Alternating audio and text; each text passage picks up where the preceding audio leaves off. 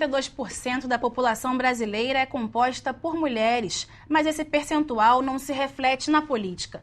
O Mapa sobre Mulheres na Política 2015, elaborado pela Organização das Nações Unidas, aponta que o Brasil ocupa apenas a 124ª posição em um ranking de 188 países em relação à igualdade de gênero e à participação de mulheres na vida pública. Na Câmara Federal, as mulheres representam 9,9% dos eleitos. Já no Senado, elas são 13,6% do parlamento. Na Alerj, essa realidade não é diferente. Dos 70 deputados eleitos para legislar a partir deste ano, apenas 9 são mulheres. Para falar sobre a mulher no espaço do Poder Legislativo, eu recebo no programa Toda Mulher de hoje as deputadas enfermeira Rejane e Tia Ju. Tudo bem, deputadas? Tudo bem. Por que as senhoras acham que é tão difícil eleger mulheres no Brasil? Bem, primeiro, né, Jane? Com certeza. Primeiro, eu acho que a gente tem que fazer uma análise do próprio país, né? O país ainda é um país de muito preconceito, um país machista, onde as mulheres estão confinadas no espaço privado, ou seja, dentro de casa.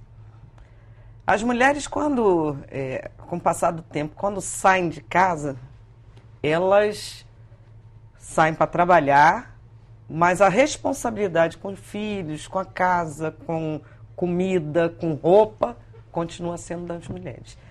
Então, esse espaço político é um espaço de muita disputa, né?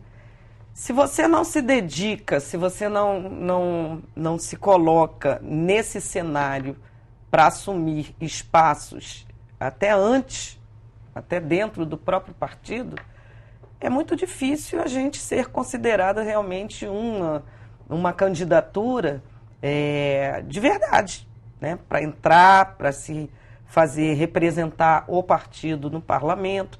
Enfim, eu acho que são várias situações e contextos que a gente tem que analisar cada um deles. Então, no meu entendimento, as mulheres estão lá, são donas de casa.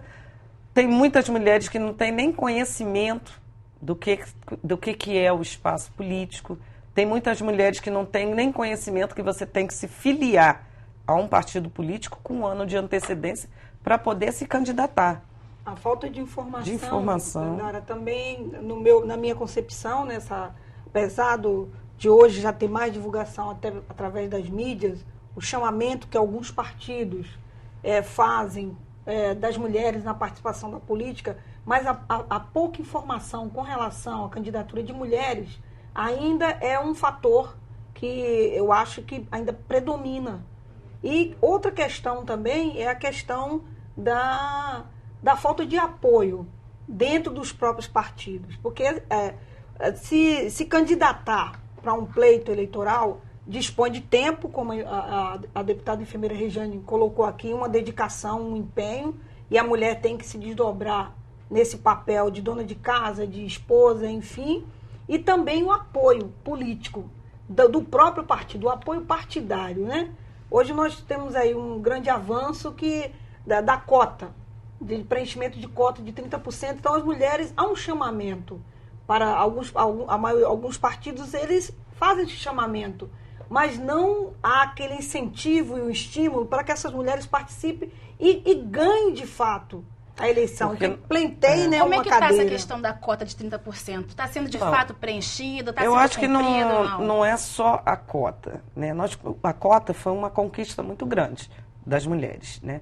Para garantir que pelo menos nessa nominata apresentada para o pleito, para concorrer ao pleito, tenha 30% lá de mulheres. Só que, na realidade, o que a Ju está falando é o seguinte, não adianta só nós sermos chamados para fazer essa composição. Nós temos que garantir o tempo de televisão, que não é garantido. Nós temos que garantir o percentual de financiamento, que não é garantido. Então, nós estamos sendo chamados só para compor ali, porque tem uma legislação. Na verdade, as chamadas, né, famosas laranjinhas que entram lá para preencher a cota, mas não com a expectativa de que essa mulher o partido vai investir nela como investe num homem, para que ela possa realmente ser eleita. Vai distribuir de forma justa, porque isso depende do partido, a distribuição do tempo de TV de forma justa para as mulheres e para os homens. Então, na maioria dos partidos, isso não acontece. As mulheres entram só para preencher a cota. Né? E é por isso que nós... Aí isso se reflete lá em Brasília. Exatamente. Aqui... 6 deputadas estaduais, ou federais. 6, somente 6. Né? 9 deputadas estaduais. Você não tem garantia... Aqui na mesa diretora, que é onde se decide, nós não temos uma mulher nessa legislatura agora. Né? Até a legislatura passada nós tínhamos uma mulher. 6 prefeitas no estado inteiro, 6 prefeitas. 92 municípios. Quer dizer, nem no legislativo, nem no executivo. Os espaços de poder, que é legislativo, executivo e judiciário. O judiciário a gente tem até está crescendo o número de juízas. Mas no legislativo e no judiciário, que é um processo eletivo, nós temos uma pouquíssima representatividade. O Congresso vetou, né, não aprovou a proposta de ter 30% realmente de vagas. É diferente. Entre 513 deputados federais, 30% disso ser vaga garantida para as mulheres. A gente tem aqui um depoimento da deputada Jandira Fegali, que falou um pouco sobre os desafios da participação da mulher na política. Vamos assistir. Bem, a participação da mulher na política, hoje, ela enfrenta o desafio da quantidade e dos instrumentos de qualidade da intervenção. As mulheres, se nós olharmos toda a batalha civilizatória do mundo e do Brasil, vamos ver que as mulheres estão em todas as batalhas, todas. Como se diz, ombro a ombro, ladeando a luta dos homens. Mas, na hora de ocupação dos espaços de decisão e de poder, a dificuldade cresce muito, né? E aí os próprios homens dificultam isso nas votações dentro do parlamento. Hoje nós não temos nem 10% de mulheres na Câmara e ultrapassa um pouco esse percentual no Senado, mas não é distribuído nacionalmente. Alguns estados é que essa representação se dá. E, na minha opinião, tem 3 aspectos. O aspecto cultural, o aspecto de opressão econômica, opressão de gênero, né?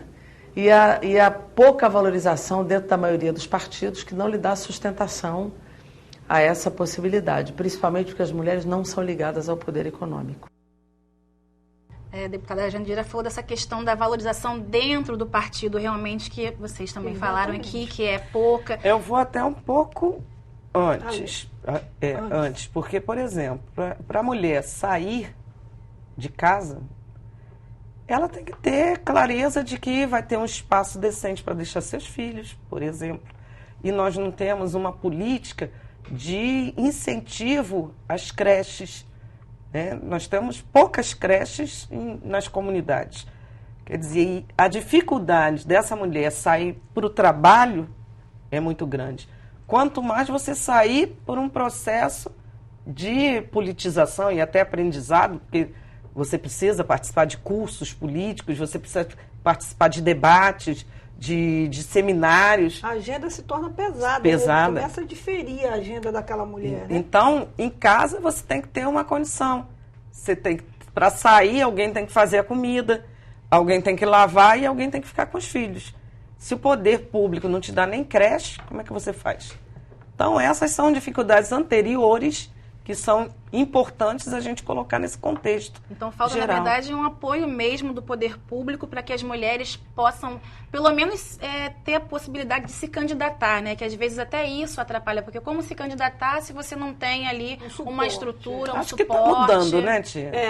O homem hoje já até assume, né? Já está até participando mais. O cenário tem mudado, né? A gente vê os companheiros já contribuindo mais com essa parte em casa, com os filhos, enfim. Mas ainda é preciso esse entendimento partidário, podemos colocar isso. Se nós conseguirmos avançar na questão de, pelo menos, equiparar o olhar da candidatura de uma mulher e do homem, não queremos nada diferenciado, só queremos, pelo menos, sermos olhadas, as mulheres serem vistas e amparadas pelos partidos como os homens, com a possibilidade de ganhar a eleição. Não ser simplesmente cota. Por exemplo, no meu partido, a gente sempre trabalha isso. A mulher não é cota, não deve ser cota. E é isso que eu ia colocar no debate, porque será que as mulheres entendem dessa forma?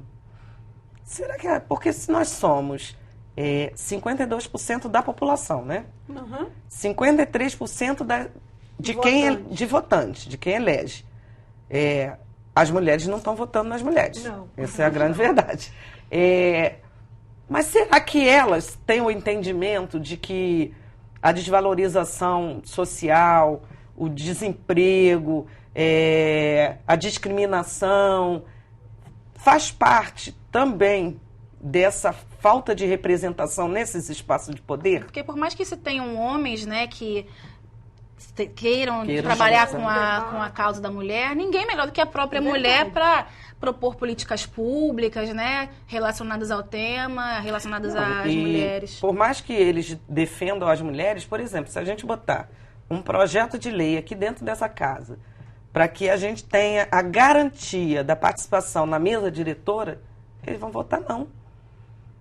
Ainda eles vão votar não, porque eles vão no discurso de que não tem que ser feita a partir de cotas ou a partir de garantias para essa minoria, né, que são as mulheres. Seria bom que não precisássemos de cotas. Sim. Seria bom que se chegasse à consciência de que, porque as mulheres, pelo avanço que elas vêm tendo, já têm mostrado a sua capacidade, não só nos espaços privados, mas também nos espaços públicos.